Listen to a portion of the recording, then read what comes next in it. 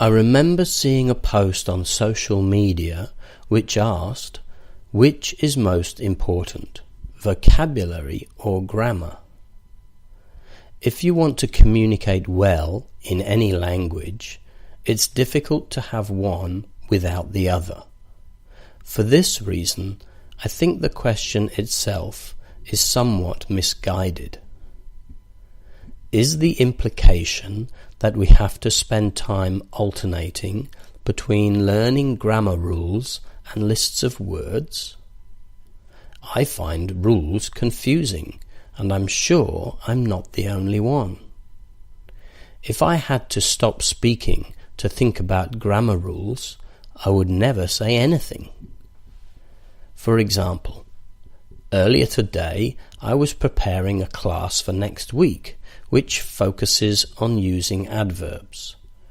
The rules say that adverbs usually go after the verb, but that we use modifying adverbs with adjectives or other adverbs, and modifying adverbs always go before the adjective or adverb.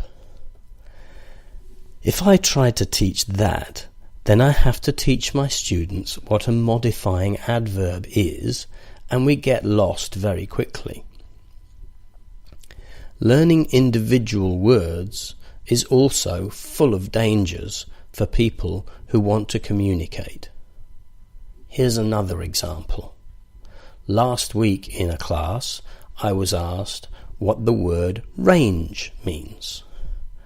The student had gone to the translator app in her phone and was confused by the result. The word given as a translation meant distance, which is correct in some situations. However, in this case, range was being used with the word mountain. A mountain range is a line or group of mountains. So what should we do to make learning less confusing? Remember that one language is not simply a translation of another language.